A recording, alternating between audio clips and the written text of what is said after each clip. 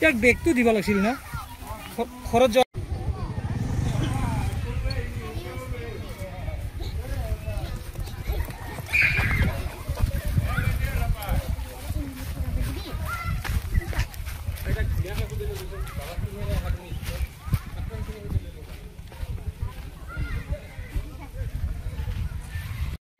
জনজাতীয় মধ্য ইংৰাজী বিদ্যালয়ৰ সহকাৰী শিক্ষক।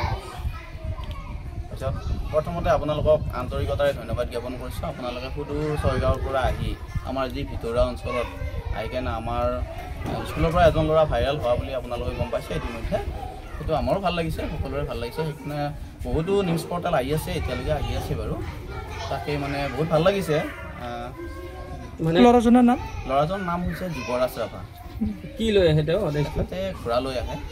আজি যোৱা বছৰৰ পৰা আনিছে। আমি মানা কৰিছিলোঁ তেখেতক প্ৰথমতে, যিহেতু মানে মোৰ ল'ৰাটো সৰু, তাৰপিছত সেইকাৰণে মানা কৰিছিলোঁ। মানা কৰাৰ ফলত মানে কেইদিনমান অনা নাছিল। তাৰপিছত ডাঙৰ হোৱাৰ পিছত ভালকৈ চলালে, যেতিয়া ফিল্ডতো চলালোঁ, আমি চলোৱা দেখা পালোঁ। তাৰপিছত মানে হেৰি কৰিছে আৰু তেতিয়া পিছত আনিছে আৰু এতিয়া সদায় এতিয়া আনে। মানে যিহেতু পাহাৰুৱা এলেকাৰ কাৰণে মানে গাড়ী মটৰ তাতে নচলে, চাইকেলো অনা অসুবিধা হয়।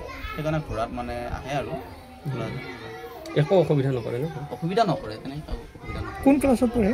ল'ৰাজন ৩য় শ্ৰেণীত পঢ়ে। কি ভাইটি? যুৱৰাজ ৰাভা। ক'ত ঘৰ তোমাৰ? বৰবাকাৰা। তুমি কিমান দিনৰ পৰা এই ঘোঁৰাৰে অহা যোৱা কৰা স্কুলত? যোৱা মাহৰ পৰা। কোন ক্লাছত পঢ়া তুমি? 3য় শ্ৰেণীত। তোমালোকৰ স্কুলখনৰ নামটো কি জানানে?